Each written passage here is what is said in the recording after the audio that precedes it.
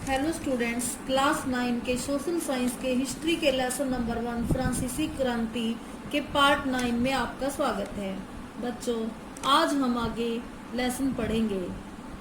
तो लेसन पढ़ना शुरू करते हैं बच्चों। डायरेक्टरी शासित फ्रांस। जैकोबिन सरकार के पतन के बाद मध्य वर्ग के संपन्न तबके के पास सत्ता आ गई।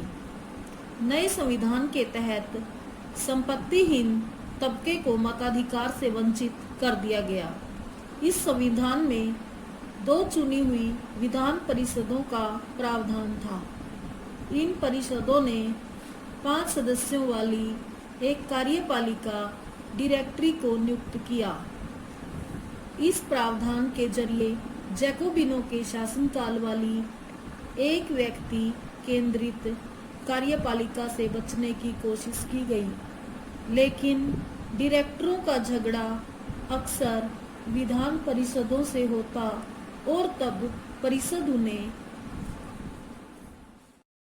बर्खास्त करने की चेष्टा करती। डायरेक्टरी की राजनीतिक अस्थिरता ने सैनिक तानाशाह नेपोलियन बोनापार्ट के उदय का मार्ग प्रशस्त कर दिया। सरकार के स्वरूप में इन सभी परिवर्तनों के दौरान स्वतंत्रता, विधि सम्मत समानता और बंधुत्व प्रेरक आदर्श बने रहे। इन मूल्यों ने आगामी सदी में न सिर्फ फ्रांस बल्कि बाकी यूरोप के राजनीतिक आंदोलनों को भी प्रेरित किया। क्या महिलाओं के लिए भी क्रांति हुई? चित्र को देखिए। यह चित्र 5 अक्टूबर 1789 की घटनाओं के कई चित्रों में से एक है। उस दिन महिलाएं पेरिस से वर्साई जाकर राजा को अपने साथ लेकर लौटी थी। महिलाएं शुरू से ही फ्रांसीसी समाज में इतने अहम परिवर्तन लाने वाली गतिविधियों में सक्रिय रूप से शामिल थी। उन्हें उम्मीद थी कि उनकी भागीदारी क्रांतिकारी सरकार को उनका जीवन सुधारने हेतु ठोस कदम उठाने के लिए प्रेरित करेगी। तीसरे एस्टेट की अधिकांश महिलाएं जीविका निर्वाह के लिए काम करती थी। वे सिलाई, बुनाई, कपड़ों की धुलाई करती थी, बाजारों में फल फूल सब्जियां बेचती थी अथवा संपन्न घरों में घरेलू काम करती थी। बहुत सारी महिलाएं वेश्यावृत्ति करती थी। अधिकांश महिलाओं के पास पढ़ाई लिखाई तथा व्यावसायिक प्रशिक्षण के मौके नहीं थे। केवल कुलीनों की लड़कियां अथवा तीसरे एस्टेट के धनी परिवारों की लड़कियां ही कॉन्वेंट में पढ़ पाती थी। इसके बाद उनकी शादी कर दी जाती थी। कामकाजी महिलाओं को अपने परिवार का पालन पोषण भी करना पड़ता था, जैसे खाना पकाना, पानी लाना, लाइन लगाकर पाव रोटी लाना और बच्चों की देखरेख आदि करना। उनकी मजदूरी पुरुषों की तुलना में कम थी। महिलाओं ने अपने हितों की हिमायत करने और उन पर चर्चा करने के लिए खुद के राजनीतिक क्लब शुरू किए और अखबार निकाले। फ्रांस के विभिन्न नगरों में महिलाओं के लगभग 60 क्लब अस्तित्व में आए। उनमें the society of revolutionary and Republican women सबसे मशहूर क्लब था। उनकी एक प्रमुख मांग यह थी कि महिलाओं को पुरुषों के समान राजनीतिक अधिकार प्राप्त होने चाहिए। महिलाएं इस बात से निराश हुई कि 1791 के संविधान में उन्हें निष्क्रिय नागरिक का दर्जा दिया गया था। महिलाओं ने मताधिकार, असेंबली के लिए चुने जाने तथा राजनीतिक पदों की मांग रखी। उनका मानना था कि तभी नई सरकार में उनके हितों का प्रतिनिधित्व हो पाएगा। प्रारंभिक वर्षों में क्रांतिकारी सरकार ने महिलाओं के जीवन में सुधार लाने वाले कुछ कानून लागू किए। सरकारी विद्यालयों की स्थापना के साथ ही सभी लड़कियों के लिए स्कूली शिक्षा को अनिवार्य बना दिया गया।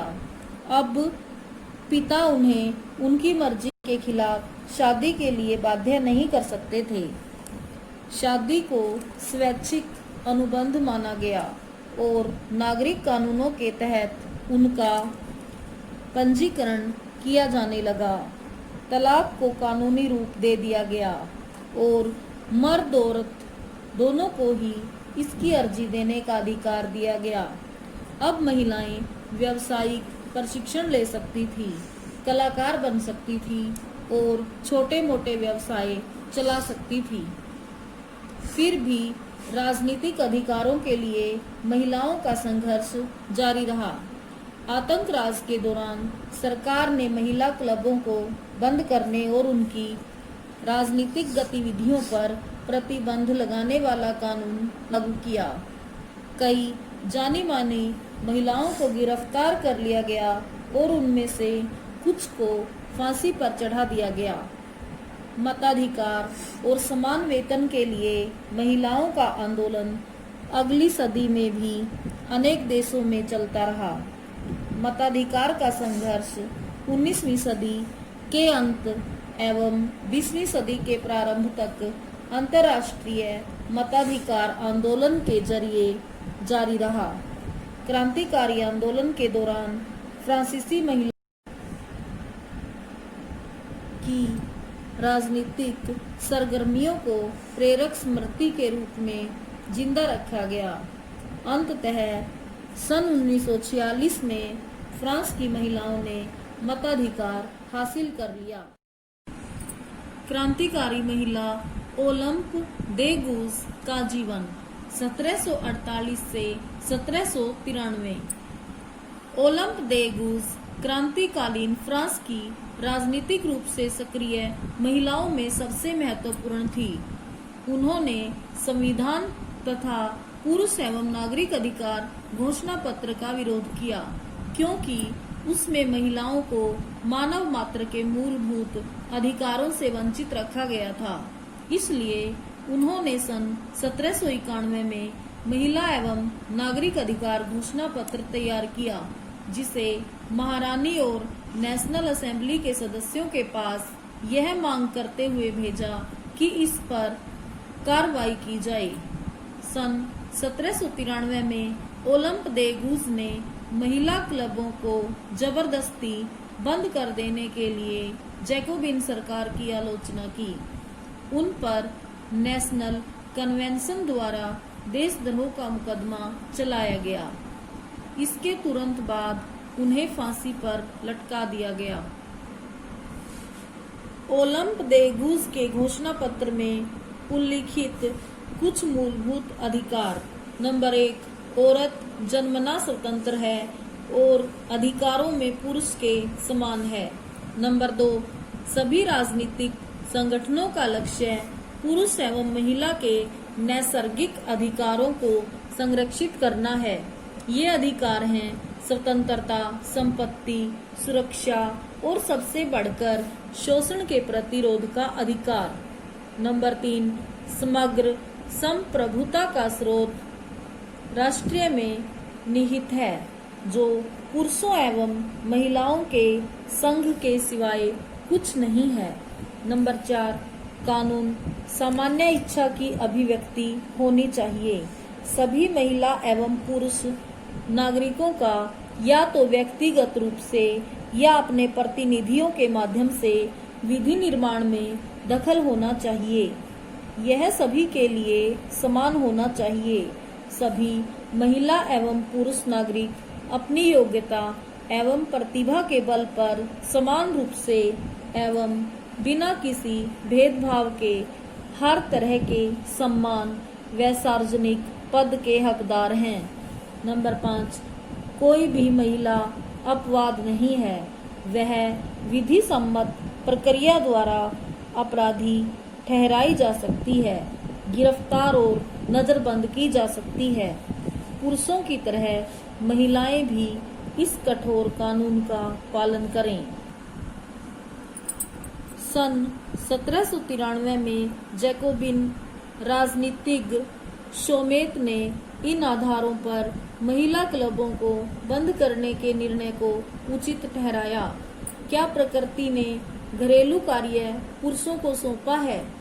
क्या प्रकृति ने बच्चों को दूध पिलाने के लिए हमें स्तन दिए हैं? नहीं। प्रकृति ने पुरुष से कहा, पुरुष बनो, शिकार, कृषि, राजनीतिक कर्तव्य, यह तुम्हारा साम्राज्य है। प्रकृति ने महिला से कहा, स्त्री बनो, गृहस्थी के काम, मातृत्व के सुखद दायित्व, यही तुम्हारे कार्य हैं। पुरुष बनने की इच्छा रखने वाली महिलाएं निर्लज हैं। क्या जिम्मेदारियों का उचित बंटवारा हो नहीं चुका है? बच्चों, आज हम इतना ही लेसन पढ़ते हैं। धन्यवाद।